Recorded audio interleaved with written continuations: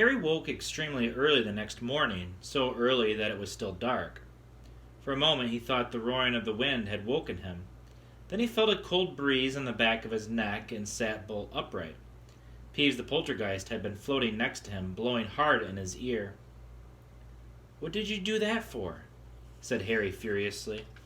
Peeves puffed out his cheeks, blew hard, and zoomed backward out of the room, cackling. Harry fumbled for his alarm clock and looked at it. It was 4:30.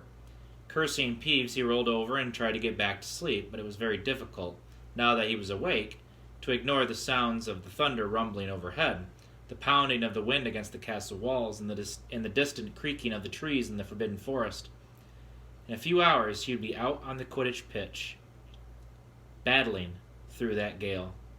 Finally, he gave up any thought of more sleep, got up, dressed, picked up his Nimbus 2000, and walked quietly out of the dormitory. As Harry opened the door, something brushed against his leg. He bent down just in time to grab Crookshanks by the end of his bushy tail and drag him outside.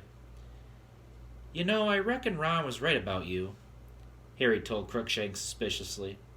"There are plenty of mice around this place. Go and chase them. Go on," he added, nudging Crookshanks down the spiral staircase with his foot. "Leave Scabbers alone." The noise of the storm was even louder in the common room. Harry knew better than to think the match would be cancelled. Quidditch matches weren't called off for trifles like thunderstorms. Nevertheless, he was starting to feel very apprehensive. Wood had pointed out Cedric Diggory to him in the corridor. Diggory was a fifth year and a lot bigger than Harry.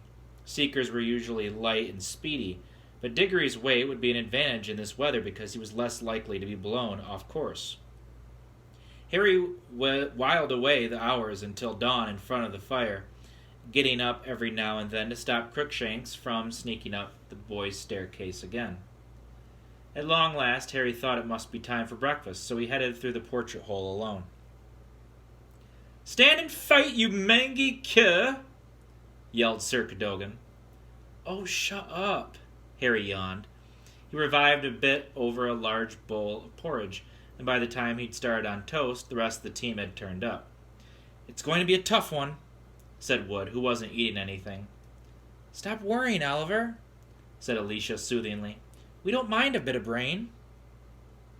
But it was considerably more than a bit of rain. Such was the popularity of Quidditch that the whole school turned out to watch the match as usual, but they ran down the lawns toward the Quidditch field, heads bowed against the ferocious wind, umbrellas being whipped out of their hands as they went. Just before he entered the locker room, Harry saw Malfoy, Crabbe, and Goyle laughing and pointing at him from under an enormous umbrella on their way to the stadium. The team changed into their scarlet robes and waited for Wood's usual pre-match pep talk, but it didn't come. He tried to speak several times, made an odd gulping noise, then shook his head hopelessly and beckoned them to follow him.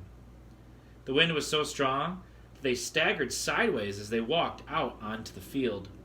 If the crowd was cheering, they couldn't hear it over the fresh rolls of thunder. Rain was splattering over Harry's glasses. How on earth was he going to see the snitch in this? The Hufflepuffs were approaching from the opposite side of the field, wearing canary yellow robes. The captains walked up to each other and shook hands. Diggory smiled at Wood, but Wood now looked as though he had lockjaw and merely nodded. Harry saw Madame Hooch's mouth form the words, "Mount your brooms!" He pulled out his right foot out of the mud with a squelch and swung it over his Nimbus 2000. Madame Hooch put her whistle to her lips and gave it a blast that sounded shrill and distant. They were off. Harry rose fast, but his Nimbus was swerving slightly with the wind. He held it as steady as he could and turned, squinting into the rain. Within 5 minutes, Harry was soaked to his skin and frozen, hardly able to see his teammates, let alone the tiny snitch. He flew backward and forward across the field, past blurred red and yellow shapes, with no idea of what was happening in the rest of the game.